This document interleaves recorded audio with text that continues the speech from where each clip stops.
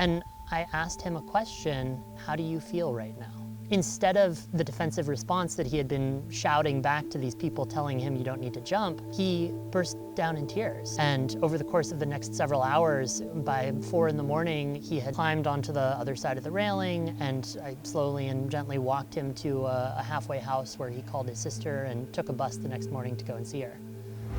I'm Robin Zander, and today I'm going to talk about the value of questions.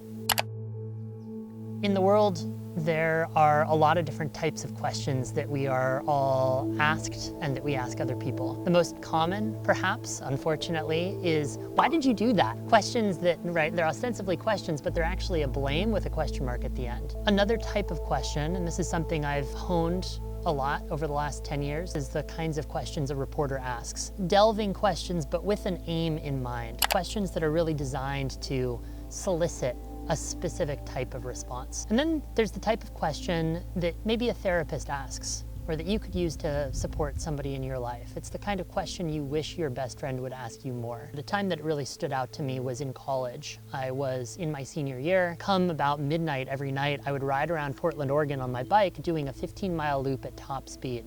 Portland has a lot of bridges. And as I went across one of these bridges, there was a man standing on the wrong side of the railing. There were 2 or 3 bystanders, maybe like 50 feet away, looking at him and trying to shout at him, saying, you know, whatever they were saying, you don't need to jump. And as I got closer going across the bridge, I saw that he had his wrists tied together behind his back. And I don't know why exactly. Maybe it was the long hours I had been working, maybe it was the personal stuff going on in my life. I was in the middle of heartbreak. I kind of stood, leaned against my bike, and I asked him a question, how do you feel right now? Instead of the defensive response that he had been shouting back to these people telling him you don't need to jump, he burst down in tears. And over the course of the next several hours, by 4 in the morning, he had climbed onto the other side of the railing, and I slowly and gently walked him to a halfway house where he called his sister and took a bus the next morning to go and see her. And I thought a lot about what it was that night with the man on the bridge that allowed him to access something different and to decide to not jump off that bridge. It was the joining, the togetherness, the willingness to be seen and to see himself that came of asking a more loving and, in my opinion, more useful question. There are questions that judge, why did you do that? There are questions that elicit a story. And then there are questions that help the person being asked, that are really designed solely and exclusively for the person being asked questions of. About 10 years ago, my mother was diagnosed with breast cancer. She called me from the West Coast and said, hey, I just had a scary diagnosis. I've just been diagnosed with breast cancer. For whatever reason in that moment, probably because I had been in a training course about how to ask better questions, I was able to ask her, how do you feel right now? She too burst down in tears. And she said, everyone has said I'm so sorry. By telling me that they're sorry, they're kind of like telling me what they're feeling. They're not asking me what I'm feeling. And you're the first person, Robin, who has asked me how I feel, so that I get to actually attune to myself and listen and think about how I feel. And so regardless of the specific of the question itself, whatever questions you're going to ask, when you look at the person, love them, and ask a question from there, the results can be really, really remarkable. All right, Kaya, what would you like to explore? Let's start with feeling blocked creatively, both in a personal art practice and just in my work. There's a bunch of different questions from that, right? If I'm following where you are, what do you mean by blocked creatively? Personal art practice or in your work? I used to draw nearly every day. I do cartoons and comics, and I would make graphic novels. I was very quiet, and people would see these and they'd be like, wow, that's all going on inside your head. Like, that's crazy. And I was showing in galleries, and I was starting to get some momentum. I stopped a couple of years ago as I started working more, like that went away. And I've been trying to start again, but I feel like everything I'm doing, I'm just like, what do people want to see? Like that's the core of it. And I don't like what I'm doing. It's a chore to me, and I'm not really doing that much.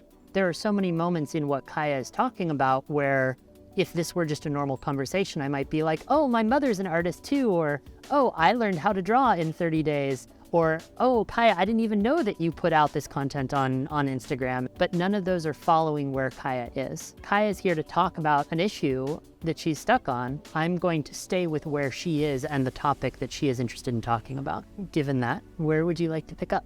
how do I get past just making it for other people? Is there getting past that? Like, is that just what art is? How do I feel less stuck or like more ideas are flowing? Why is it for you right now that ideas are not flowing or that you're only feeling like you're creating for other people? I don't feel like I have a lot of internal space. Internal chatter and chaos, and there's not a lot of room to explore. And when I'm doing it, I'm very much just thinking about the output. I started an art Instagram account again, which motivates me to do it, but it's just based on how many likes I'm getting based off of my hashtag.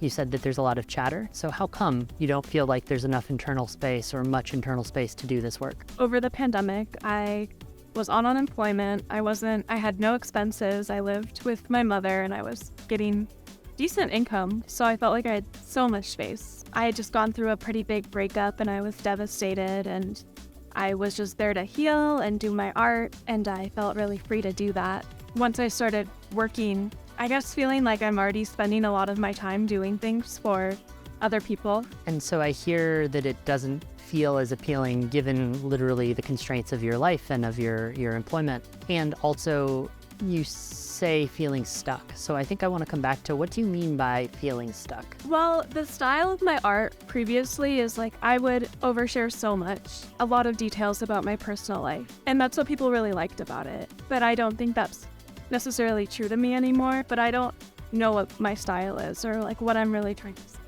Is it true that you're then not creating because you're not quite sure what you're trying to say?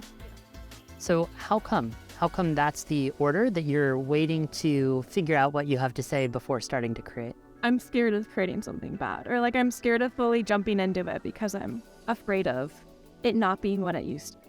And why are you afraid? Why is that what you're afraid of? Sometimes when people pause, if they take a long time to pause, I might ask, what are you thinking right now? I just don't know. I'm like I'm trying to pull something. I'm just trying to think of something to say, but I have a lot of fear around like being perceived as I'm like in decline, or like I'm not progressing in the way that I should. Progressing as an artist? Just in life, like like that's always on top of my mind, like fear of being perceived as though I'm not where I should be in my life, whether career, artistically, social skills, like. Is there anyone specific by whom you're afraid of being perceived in this way? It's interesting with Instagram because it's like people from middle school. People used to call me a mime because I was just silent all the time and they thought I was so weird. I don't think it's those specific people, but it's more like shame around that time of my life. So it'll just be like very random people that I don't have a lot of connection to.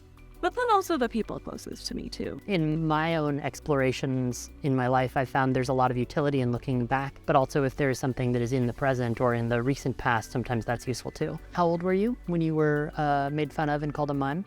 That was middle school, so I was like 11. I was just so much younger than everyone else. What happened during that time when you went from 2nd to 4th grade? I got quieter. I made friends with the other outcasts and everyone like collectively kind of made fun of us. I think in like 4th grade was when the popular girls kind of went from like kids to more like socially, they'd be kind of cruel. So understanding that that happened for you, that you were socially behind, how come now you are feeling afraid of being judged? I don't know. I feel like everyone's like following a script that I don't have, or like kind of feeling that like I can't be the spokesperson for my own experience.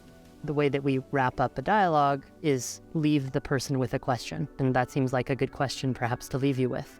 Why do you believe that you are not allowed to be the spokesperson of your own experience through your artwork? Something to ponder. We all ask questions all the time. By practicing just a little bit more than is our commonplace, by not presuming that I know what's best for Kaya or that you know what's best for the person in your life who's going through a tough time, we open a door of possibility for them to take next steps and inquire in directions and in ways that are a little less common. I'll leave it there. Thanks for tuning in. Until next time.